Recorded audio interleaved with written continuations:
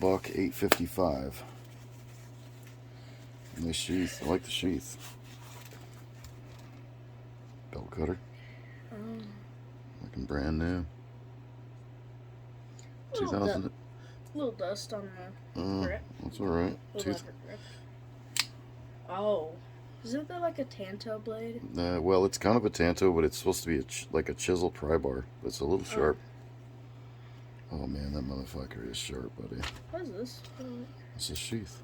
Yeah, I know. Oh, it feels pretty nice. Well, that's in good shape. That's in real good shape. It's like brand new, dude. Yeah. Peanut. Do you know why this is so? You know why this is so crazy? Look at that, dude. Look when this knife was made. 2010? Yeah, That's 2 years before I was born. Yeah, and it's still brand new. Oof, need a little oil on there.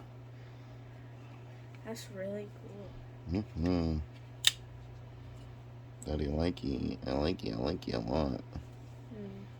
It's got them nice little bronze washers. A little goo up in the hole. A little goo up in there.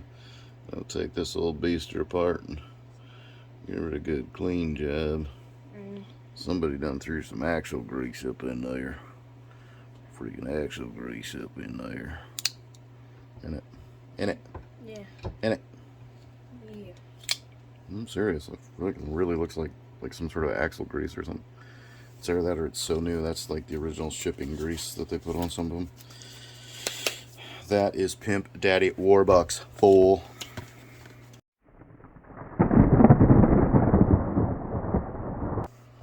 Finally got it. I've been waiting a long time for this. Finally found one on eBay. The buck 855. Made in America. Just a little preamble to that. I have purchased, and I've done a couple of videos on these before, but I've pretty much purchased every one of the alphas that I could get a hold of. I got the buck alpha 278 with the gut hook. That was another one I got on eBay. Got a good price on it. Got the buck alpha 277 with the wood grain. And then my buck tops, Caesar 154 cm.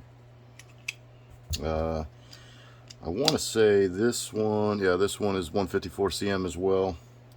This one is 420 HC. Now, this guy, I mean, I've been searching for this one for a long time, and this thing is in immaculate condition. Came with the sheath, brand new. This is the 855 pry bar tip, which is actually kind of sharp, which is okay. It doesn't have to be. It's kind of looks like a tanto almost, but it's set up to be like a little pry bar. It's got the belt cutter there and then a glass breaker integrated. Now, Buck Tops actually made one similar to this, but this was kind of the preamble. This was the Buck version before Buck Tops, and that's the only one I don't have. But this guy is in perfect condition, brand new. Buck 855. It's got the rubber grips, liner lock. It's even still got like the original grease. I mean, this thing must have been sitting in somebody's inventory. I am so excited to have this. I really fell in love with these. I found that when I found the Buck Tops, that's when I, went on a search for like, where did this come from? And I'll be honest with you, I love this. I love the Rocky Mountain tread. I love the thickness, the G10. It's great.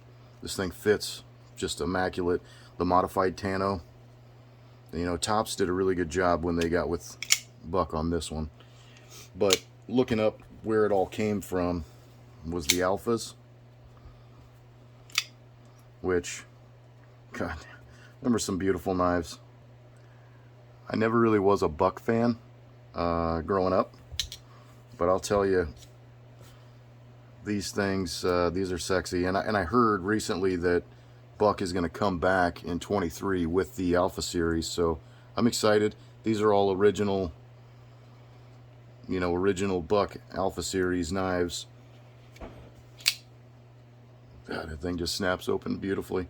It's the only liner lock that I trust, honestly. I've had a lot. I've had a lot of different brands, and the Buck liner lock seems to hold up pretty well. But the way that thing fits in your hand, the way the finger groove, and then the cutout in here, there's no slip. And I just don't know why they went away from making them that way. They put the jimping up here, which is not too aggressive, but it's enough that your hand stays in it. It's just a beautiful set of knives. If you haven't watched my video on cleaning this one up, I got this one. I basically damn near stole it off eBay. I got a really good price on it. Cleaned it up a little bit. When I first got it, had a whole lot of play in here. There was a lot of junk inside there. A little bit of rust, but cleaned that up pretty good. So yeah, this is me just showing off my, what I feel is almost a complete set, I guess. The one that I need to get next is I've got to get the CSAR-T rescue version. And then, you know, I'd like to get the version, I think it's a 270, I think it's 276, if I remember correctly, that doesn't come with the gut hook, which, you know, whatever, gut hook's cool. But would be nice to have it without it. One of the cool things that all these knives, well, not all these knives, but these two don't have it, but Buck did it here on their Alpha, where you can actually put a little 1/4 inch drive, and then it's also on the CSAR. The downside, and I will bring this up just because it's part of the reason that Buck Tops, you know, takes the cake when it comes to this whole thing. I mean, Tops really did a great job, and part of it is the belt clip. All of these came with cool little sheaths.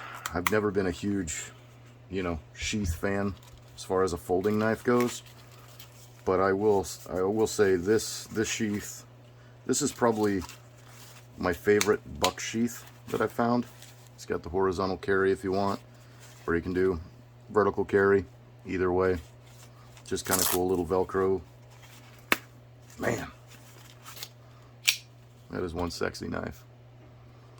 Can't wait. I will definitely share once I can acquire one of the Buck Tops rescue knives. I will, but on eBay they're going for, you know, $200 to $300 if you can find them. This thing right here, I mean, $200 to $300 right now if you can find them. And I've had it for a while. I got it way back when it was, well, this particular one I got at an auction, but my original one that I actually carry every day, that one I bought years ago. But what a beautiful knife. Anyway, hope you like looking at my collection.